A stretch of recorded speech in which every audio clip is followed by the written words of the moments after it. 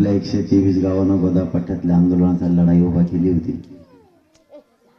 कोणाला वाटत नसेल त्या टायमाला हे लावलेलं रोपट एवढं मोठं होईल, आणि ते इतकं मोठं झालंय आपलाच आपला विश्वास चालता यार.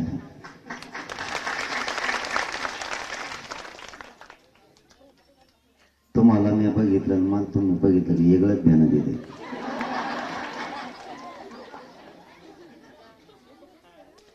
फोन लावला की कोण कोणत्या गल्लीतून पळवतोय, मला बघितलं काय होते, सगळे चित्र ध्यानात येतात आपल्या एकामेकाच्या. माया ध्यानात येते असं काही नाही. अशी मजा यायची त्या टायमाला. मला फाट्यावर बघितलं मागून गाडी गेलीच म्हणून समजायचं. मी जोवर फाट्यावर नाही तोवर सनाट गाड्या पळायच्या. जर 100 आगडात कळालं पुढं बसलंय की मागून गाडी गेलीच म्हणून समजायचं. तर माझा उद्देश वाईट नव्हता माय बाप. आज तुमच्याही लक्षात आला की जीवाची पर्वा न करता या गोरगरीब मराठ्यांच्या लेकराचं कल्याण व्हावं म्हणून संघर्ष. मी हार नाही मानली, सोडलं पण नाही. आणि एक दिवस असा उगला आपले 123 गाव मायबाप म्हणून ताकदीनं माझ्या पाठीशी उभं राहिलं. वेळ लागतो हे मला माहिती, रसून काय होणार नव्हतं किंवा मी नाराज झालो असतो तरी काय उपयोग नव्हता. मी जर असं म्हणलं असतं जाऊ द्या, मी इतकी मरमर करतोय, लोक असं करायला येत काही वेळेस येत नाही, आज ही आपल्या लेकराला दिवस बघायला नसता मिळाला. आज 80% लढाई मराठ्यांनी जिंकली. 80%. आज जेव नाही तेव्हा संघर्ष आपण गोदापट्ट्यातल्या 123 गावांना 2 वर्ष भोगलं. ज्याने ज्याने भोगलं ना त्याच्या श्रेयाचा चीज व्हायला लागला. एवढा त्रास, इतके सरकारकडून झालेल्या वेदना सगळ्या सहन केल्या, पण हे गोदापट्ट्यातल्या मराठ्यांनी हार नाही मानली, आत्तापर्यंत नाही मानली. आणि आज पुन्हा एकदा आपल्या मराठा बांधवांनी सिद्ध करून दिलं की आम्ही आणखीन मागा नाही. जोपर्यंत आरक्षणाचा गुलाल उधळत नाही तोपर्यंत एक बी मराठा हटणार नाही, हे 123 गावांना शिकवलं. माझा काय वाईट उद्देशच नव्हता, आजही नाही. मी सलग 13-14 वर्ष झाले एकाच कामाला वेळ दिला. मी समाज डोळ्यासमोर ठेवला, कुटुंब कधीच डोळ्यासमोर ठेवला नाही. कारण तुम्ही माझ्यापासून फक्त 2 किलोमीटर अंतरावरचे, तुम्हाला सगळं माहिती. मी आजही माझं स्वप्न तेच की मराठ्यांचे पोरं क्लास 1 पासून क्लास 4 चे अधिकारी आरक्षणामुळे झाले पाहिजे. आपले सुद्धा पोरं IAS IPS बनले पाहिजे. आणि आरक्षण देऊन ते बनवायचे. आणखी नव्हे, तुम्ही हटू नका आणि मी बी हटत नाही. आता ही लढाई, आतापर्यंत 54 लाख लोकांच्या नोंदी सापडल्या. एका नोंदीवरती 4 लोकांना जरी लाभ मिळाला, आजच 2 कोटी मराठी आरक्षणात गेले. आजच आपण हे संघर्ष, ही लढाई आता जिंकलेली. आता राहिला सरसकटसाठीचा प्रश्न.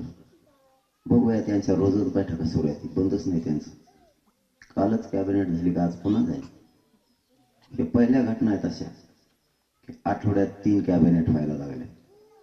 सरकार काम करतंय, पण आपल्याला पाहिजे सरसकट. कारण आपल्या जर नोंदी मिळाल्या नसत्या तर त्यांनी आपल्याला नसतं दिलं तरी चाललं असतं. पण आता नोंदी मिळाल्यात म्हणल्याच्या नंतर देव जरी आडवा आला ना तरी मराठ्यांना ओबीसी आरक्षणात जाण्यापासून कोणीच रोखू शकत नाही, कोणीच. कारण ह्या गोदापट्ट्याचं प्रचंड मोठं ताकद आणि श्रेय याच्या पाठीमागं.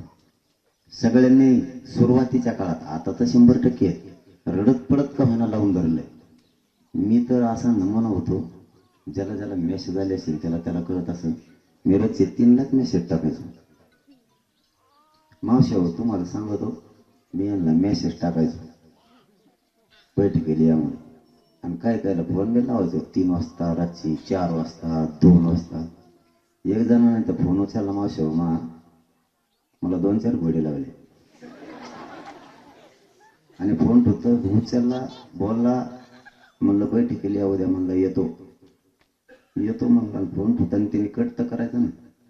केला नाही, झोपेत तसाच ठेवून दिला. ती म्हणते यार का भूत लागलेले का कवा फोन करतोय आणि मी इकडे ऐकतोय ना. म्हणजे इतका संघर्ष आपण या मराठ्यांच्या पोराचं कल्याण व्हावं म्हणून केला, पण आपण कधीच नाराजी समाजासमोर व्यक्त नाही केली. तुम्ही सगळे साक्षीदार आहेत त्याला. मी बार बार तुमचा पिच्छा धरला, कारण मला माहित होतं आपण ही लढाई जिंकणार आहे. सरकारचा तोच प्रॉब्लेम आहे, मी त्यांना मॅनेज होत नाही. सगळ्यात मोठा सरकारचा तेवढाच प्रॉब्लेम. नसतं आतापर्यंत त्यांनी गोंधळून सुद्धा टाकला असता. त्यांना काहीच करता येणार, कारण पैशाचं तुमच्या गावाला माहिती आहे चांगलं. पैशाचं मग कवाच जमलं नाही. कवा खिशात घाला आपल्या मोकळात नाही होत. चोर आपल्याकडे कवाच येत नाही. त्याला जर मग पाकिट सापडलं ती आत्महत्याच करीन, कारण त्याचा सगळ्यात बेकार दिवस असेल त्या दिवशी. कवाच पैशाचं आपलं जमलं नाही, पदाचं आपलं सुद्धा जमलं नाही. मी कधीच हापापलेलो नाही, मी कधीच स्वार्थ माझा जिवंत नाही ठेवला, कधीच. मला पहिल्यापासून सवय होती, जे काम होणार नाही ते करायचं. पहिल्यापासूनची सवय. जे होणार नाही ना मग त्यालाच हात घालायचा. लोक म्हणायचे आरक्षण होऊच शकत नाही, आणि काही काही गावात आणि जिल्ह्यात असं म्हणलं जायचं इतके मोठाले काम आंदोलन झाले तेव्हा काही झालं नाही, ना आता काय होणार आहे हे एकटाच उड्या आणतोय. पण मी 123 गावाला छाती ठोकून सांगायचो, आरक्षण आपणच आणू, तुम्ही फक्त साथ द्या. आज तो शब्द खरा झालाय. आज राज्यातल्या कानाकोपऱ्यातला मराठा एकजूट झाला. आपली एक बी सभा अशी नाही त्याला 3 लाख मैदान, एक पण सभा नाही. प्रत्येक सभेला 3 लाख महिला आहेत. आपल्या आया बहिणी कधीच इतक्या ताकदीनं बाहेर निघत नव्हत्या, पण तिच्या लक्षात आलाय आता आपल्या पोराला मोठं करायचं असलं तर आरक्षणाशिवाय पर्याय नाही. नुसतं शेतात कामं करायची आणि पोरं शिकायची, याच्यात काहीच अर्थ नाही राहिला. पोरं शिकवायचे ते सुशिक्षित बेकार म्हणून आपल्या पुढे येणार. आपण पोरं रात्रंदिवस शेतात काबड कष्ट करून शिकवले म्हणजे कशासाठी? तो अधिकारी झाला पाहिजे. आपल्या लेकराच्या अंगावर सुद्धा वर्दी चढली पाहिजे. परंतु आपण पोरं याच्यासाठी नाही शिकविले की त्याला एसटीवरची पाटी वाचायला यावं म्हणून. प्रत्येक आई बापाचं स्वप्न आहे, आणि तीच हट्ट आता पूर्ण करायचा दिवस जवळ आला. मराठे 100% गुलाल उधळणार, फक्त तुम्ही एकजूट आणखीन वाढवा. आता सरकारला सुट्टीच नाही, सरकारला काय सुचतच नाही. आपलं एका शब्दावर गुतलंय, तुम्ही ऐकलं असाल ना, एका शब्दावर गुतलंय. दोन त्यांनी 4 शब्द घेतले होते, 2च शब्दावर गुतले. ते मला काय म्हणते माहितीये का, मी त्यांना म्हणलं तुम्ही एका नोंदीवर त्याच्या सगळ्या परिवाराला आरक्षण देणार, म्हणजे त्याचा लाभ देणार. एकाच नोंदीवर तुमची मिळाली, उदाहरणार्थ इथल्या खरात बंधूची 1 मिळाली, त्याचा जेवढा वाडा असेल तेवढ्याला त्याचा लाभ मिळणार एकट्याचा. मग जर 67 पासून सापडलं तर आतापर्यंत त्याचं कुटुंब केवढं झालं तिथपर्यंत. जालन्यात एक घर असं आहे की एका नोंदीवर 1 जणाला 70 जणांना लाभ झाला. परभणीची एक माता माऊली काल आली, तिच्या एका नोंदीवर 168 जणांना लाभ झाला, एकाच नोंदीवर. मग या नोंदी मिळायला लागल्या, आता मिळाल्या 54 लाख. आता त्या 54 लाखाला 4 नाही गुन्हेला आपण 2 कोटी मराठ्यांना आत्ताच आरक्षण मिळते. आत्ता फक्त एका शब्दात त्यांचं आपलं गुतलंय. त्यांना म्हणलं शब्द तुम्ही घेतलेत, कारण जेच होते 4 न्यायाधीश. अशी मोठी टीम आलती बाबा त्या टायमाला. त्यांना वाटलं मी येड आहे, याला आत्ता पेमून टाकू. मला माझ्याजवळ बसल्यावर म्हणले येले ना म्हणून बेकार दिसतोय, कारण आपला दणकाच तसा आहे. तुम्ही टीव्हीला बघातच ना आता आपण कसा कच बोलत असतो, कारण मला काय त्यांच्याकडून काही घ्यायचंय. ज्याला मित्रत्व करायचंय घ्यायचंय तेव्हा गोड गोड बोलत असतो. मग आणि त्याला काय मला तुमचं काय स्वर पण नाही करायचं. मग दणकाच तसा. मंत्री आले आता 2-4 दिवसापूर्वी, आणि ते मला म्हणते तर नोंदी मिळाल्या, सगळ्या परिवाराला लाभ दिला त्याच्या नातेवाईका. आणि म्हणलं सगळे सोयरे घ्यायचं ठरलंय, त्याचं काय झालं? दुसरा शब्द परत मागेल त्या मराठ्याला पण द्यायचे, त्याचं काय झालं? ते म्हणले आपण सगळ्या सोयऱ्यालाच देतो. म्हणलं सगळ्या सोयऱ्याला देता, एखादं पत्र दाखवा बरं मला दिलेलं. म्हणजे त्यांनी सगळे सोयरे कसे धरले माहिती आहे तुम्हाला?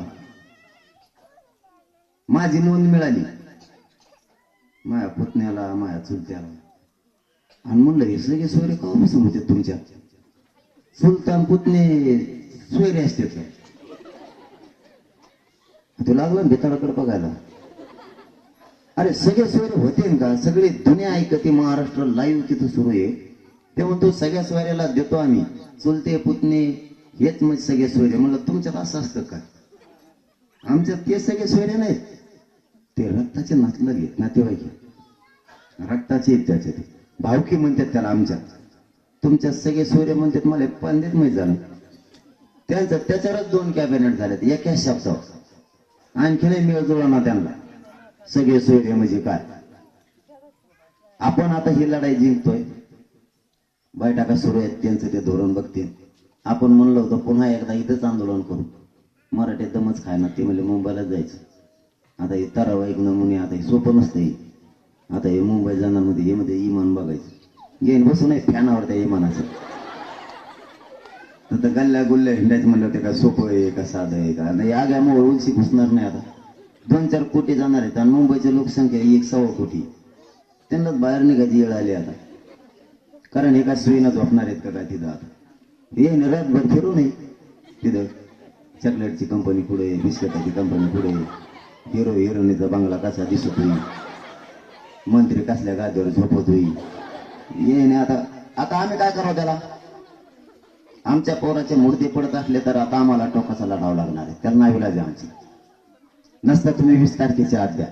आता तुमच्याकडे लय मोठं काम नाही आणि जास्तीचं बंद आहे, एकदम थोडं काम आहे तुमच्याकडे. आता मावशी हो, तुम्हाला एक काम सांगू द्या. मला माहिती आहे तुमच्या पुढं नाही, यांचा वाजता तुम्हीच यांना काम लावायचं उद्यापासून. आता आपल्या पोराचं कल्याण होणार आहे म्हणत आता घराघरातल्या, दुसरं कोणी करू शकत नाही. कारण राजकारणी आला तरी तोच मोठा होणार आहे. गुलाल कव्हा पडला त्याचं पोरग मोठं होईल, तो राजकारणी मोठा होईल. आपल्या पोराला उसळ तोडायला त्याची वेळ. आणि आपण हायत तोवरच आपल्याला आरक्षण द्यायचं पोराला आयुष्याचं. नसतं आपल्या पाठीमागं आपल्या पोराचे एवढे हाल होणार आहेत ते बघून सुद्धा डोळ्याला पाणी, इतके हाल होते. आपल्या डोळ्यात देखताच आपण आहेत तोपर्यंतच मराठ्यांच्या घराघरातल्या पोराला आरक्षण द्यायचं. इथं ना माझा फायदा आहे ना तुमचा, घराघरातल्या मराठ्यांच्या पोराचा फायदा आहे महाराष्ट्रात. आणि तुमचे सगळ्यांचे पोरं सुधारणार आहेत हे आयुष्यभरासाठी. तुम्ही जर शेतात काम केलं ना 1 वर्षासाठी, पुन्हा पुढच्या वर्षी करावंच लागणार. इथं एकदाच कष्ट करायचे. आपण कसं शेतात पाऊस पडल्यावर कष्ट करतो, वापसा झाला की पेरतो. आणि जे वापसा झाला की पेरतो त्याचं वर्षाचं पीक पक्का आला म्हणून समजायचं. 7-8 पाऊस पडल्यावर पेरायला लागला आपण समजायचं याचं पीक येतच नसतं. वेळेवर कष्ट करा, आपण सुखी झालो. आता आपली वेळ कष्ट करायची आहे. आरक्षण आता अंतिम टप्प्यात हे मिळायचे. आणि मराठा समाज मुंबईकडे निघा. आता तुमच्या हातावर काम, कष्ट करायचे हे दिवस आहे. रात्रंदिवस पुन्हा एकदा झुंजायचं आपलं. मला 100% कारण आता 4 झाले तर आणखी राहिले 11. आणि मला सभेची वेळेस सुद्धा असंच व्हायचं. 9ची सभा पाठव 5 वाजता. एक बी मराठा हल्ला तुम्हाला प्रामाणिकपणानं सांगतो. 5 लाख लोक एका जागेवर ग्राउंडवर बसून होते. पाठव 5 वाजवून नाही तर 3 वाजवून. तुम्हाला एकच उदाहरण सांगतो. बीडला सभा होती, ही आत्ता झाली त्याच्या अगोदर. मला ती सभा होती 6 वाजताची सायंकाळी. आणि मला यायला तिथं वाजले 5चे. मी ठरवलं, मी त्यांना फोन लावला आणि त्यांना म्हणलं आता काय करा, सूर्य उगाली 1च घंटा राहिलाय, आपण सकाळी निवांत घेऊन थोडं झोपतो.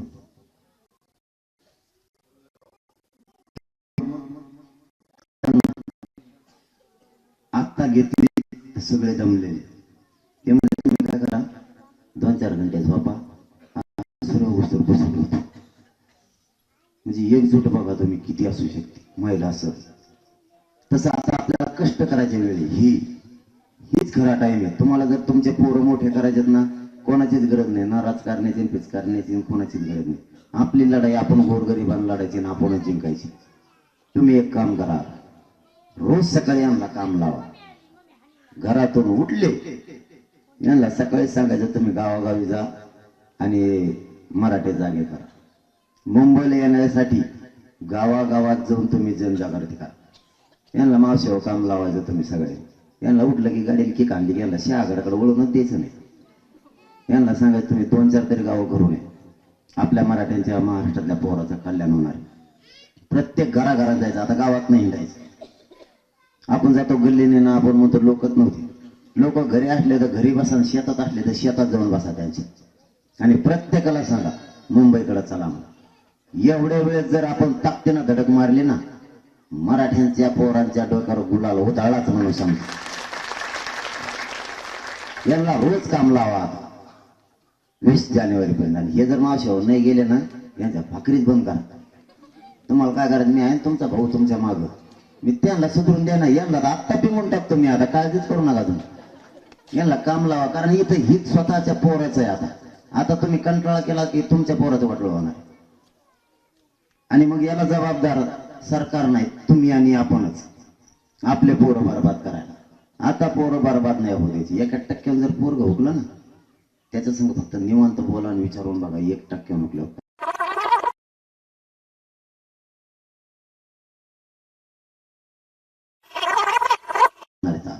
100%. कारण आत्ताशी 4 झाले तर आणखी राहिले 11. आणि मला सभेची वेळेस सुद्धा असंच व्हायचं. 9ची सभा पाठ 5 वाजता. एक बी मराठा हल्ला. तुम्हाला प्रामाणिकपणानं सांगतो, 5 लाख लोक एका जागेवर ग्राउंडवर बसून होते. पाठ 5 वाजवून नाही तर 3 वाजवून. तुम्हाला एकच उदाहरण सांगतो. बीडला सभा होती, ही आत्ता झाली त्याच्या अगोदर. मला ती सभा होती 6 वाजताची सायंकाळी. आणि मला यायला तिथं वाजले 5चे. मी ठरवलं, मी त्यांना फोन लावला आणि त्यांना म्हणलं आता काय करा, सूर्य उगाली 1च घंटा राहिलाय, आपण सकाळी निवांत घेऊन मी थोडं झोपतो. किंवा मग आपण आत्ता घेतली तर सगळे दमलेले. ते म्हणले तुम्ही काय करा, 2-4 घंटे झोपा, आम्ही असं सूर्य उगवतो बसून होतो. म्हणजे एकजूट बघा तुम्ही किती असू शकते महिला. असं तसं आता आपल्याला कष्ट करायच्या वेळी हीच खरा टाइम आहे. तुम्हाला जर तुमचे पोरं मोठे करायचेत ना, कोणाचीच गरज नाही. ना राजकारण्याची पिचकारण्याची कोणाचीच गरज नाही. आपली लढाई आपण गोरगरिबांना लढायची ना आपणच जिंकायची. तुम्ही एक काम करा, रोज सकाळी यांना काम लावा. घरातून उठले यांना सकाळी सांगायचं तुम्ही गावागावी जा आणि मराठी जागे करा. मुंबईला येण्यासाठी गावागावात जाऊन तुम्ही जनजागृती करा. यांना मावशीवर काम लावायचं तुम्ही सगळे. यांना उठलं की गाडीला किक आणली की यांना शहागडाकडे वळूनच द्यायचं नाही. यांना सांगायचं तुम्ही 2-4 तरी गावं करू नये. आपल्या मराठ्यांच्या महाराष्ट्रातल्या पोराचं कल्याण होणार आहे. प्रत्येक घराघरात जायचं. आता गावात नाही जायचं. आपण जातो गल्लीने ना, आपण म्हणतो लोकच नव्हते. लोक घरी असले तर घरी बसा, शेतात असले तर शेतात जाऊन बसा त्यांची. आणि प्रत्येकाला सांगा मुंबईकडे चला म्हणून. एवढ्या वेळेस जर आपण ताकदीनं धडक मारली ना, मराठ्यांच्या पोरांच्या डोक्यावर गुलाल उधळाच म्हणून सांगतो. यांना रोज काम लावा. 20 जानेवारीपर्यंत. आणि हे जर मावशीवर नाही गेले ना, यांच्या भाकरीच बंद करा. तुम्हाला काय करायचं, मी आहे तुमचा भाऊ तुमच्या मागं. मी त्यांना सुधरून द्या ना. यांना आत्ता पिंगून टाकतो मी. आता काळजीच करू नका तुम्ही. यांना काम लावा. कारण इथं हित स्वतःच्या पोराचं आहे. आता तुम्ही कंटाळा केला की तुमच्या पोराचं वाटलं होणार. आणि मग याला जबाबदार सरकार नाही, तुम्ही आणि आपणच. आपले पोरं बरबाद करायला. आता पोरं बरबाद नाही होऊ द्यायची. 1% जर पोरग हुकलं ना, त्याच्या संग फक्त निवांत बोला आणि विचारून बघा. 1% हुकल्यावर काय होतं. पोरग जनावरासारखं रडत आहे. कारण त्याने बघितलेलं स्वप्न त्याची राखरांगोळी झाली. आणि आई बापू म्हणत होते माझं पोरग नोकरी लागेल, त्या आई बापाच्या स्वप्नाची राखरांगोळी झाली. बारीक विचार करून बघा. जर पोरांच्या कष्टाचं चीज जर करायचं असतं, पोरांना रात्रंदिवस अभ्यास करायला डोळे फोडलेले रात्रंदिवस. आणि आरक्षणामुळे जर 1% हुकलं, पोरं घरी रडतच यायला लागले. त्यामुळे हे आरक्षण द्यायचं म्हणून तुम्ही रात्रंदिवस कष्ट करा. महिलांनी सुद्धा महिला जागृती करा. एवढंच सांगाल मी तुमच्यापर्यंत आले. मावशी उद्यापासून फोन लावला ना, पाहुण्याला आपण आपल्याला लावतोच ना, मित्राला पाहुण्याला शेजाऱ्याला, शेजारच्या गावकऱ्याला. तुम्ही आता मित्राला फोन तसा नाही लावायचा. आणि मावशी तुम्हाला सांगतो, पाहुण्याला फोन लावला ना, त्याला फोनवर आपण आधी काय विचारतो माहिती का? फोन लागल्या काय चाललंय तुमचं, तुम्हाला काय करत त्याचं तर पडून देईन त्याला पुढं. काय काय विचार त्याला काय चाललंय त्याचं. दुसरा शब्द भाकर खाल्ली का, राहू दे नको पैसे, तुला करायचंय काय. आता तसं विचारायचंच नाही. पहिले विचारायचं मुंबईत जायला आरक्षणासाठी आंदोलन तुमच्या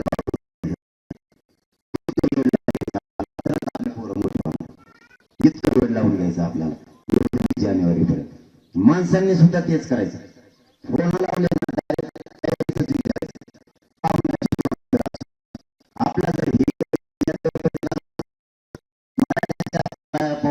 आपला आरक्षण पडलंच म्हणून समजा, आणि आपला तुम्हाला माग शब्द होता ना, तसा आज बी शब्द आहे. जीव जरी गेला ना, एक इंच बी मी माग हटत नाही. तुम्ही त्याची काळजीच करू नका. एकदा जर अंतरवालीचा बाहेर पाय टाकला, तुम्हाला शब्दाबद्दल आपल्याबद्दल सांगायची गरज नाही. एकदा जर बोललो तुम्ही मागे सरकतच नसतो. आणि आता तर करोडो नाही मराठ्या माग आहे, आता तर मी हटतच नाही. त्यामुळे मुंबईकडे एकदा जर पाय टाकला तर येताना आरक्षणच घेऊन येणार आहे. फक्त आता आपल्यात होणार आहेत 2 तुकड्या. कारण काही माणसं तिकडे जायचंय म्हणून इथं थांबणार आहेत, आणि काही आमच्या सोबत येणार आहेत. आपल्या गावातून जास्तीत जास्त संख्येनं परिसरातून लोक आले पाहिजे, यासाठी आपण उद्यापासून तयारीला लागायचं. जे पोरं जाणार आहेत गाड्या घेऊन, त्यांच्या गाड्याचा खर्च आपण गावाने करायचा. त्याला वाट लावायला सुद्धा सगळ्या गावाने यायचं. आणि सगळ्या घरातून थोडं थोडं जरी त्याला कोरडं खायला दिलं ना, तरी 2 महिने पोरं. स्वतःचं लेकरू चाललंय म्हणायचं, कुणाचं जरी असलं तरी. इतक्या ताकदीनं तुम्ही आता जागा व्हायचं. जास्तीत जास्त लोक आले पाहिजेत. आणि जे इथं राहिलेत ना, जर का आम्हाला तिकडे काही त्रास द्यायचा प्रयत्न केला ना, मावशी ही खांद्यावर जबाबदारी तुमच्याची. कारण मुंबईची खिंड आम्ही लढिणार, आणि इकडचे तुम्हाला लढायची महाराष्ट्रातल्या महिला माता मावल्या. जर का आम्हाला तिकडे काही त्रास द्यायचा प्रयत्न केला की इकडच्या आमदाराच्या आणि मंत्र्याच्या कोणत्या पक्षाचा असो, डायरेक्ट त्याच्या घरालाच येडा टाकायचा. सगळ्या महिला नुसत्या चपला काढा, काहीच करू नका तुम्ही.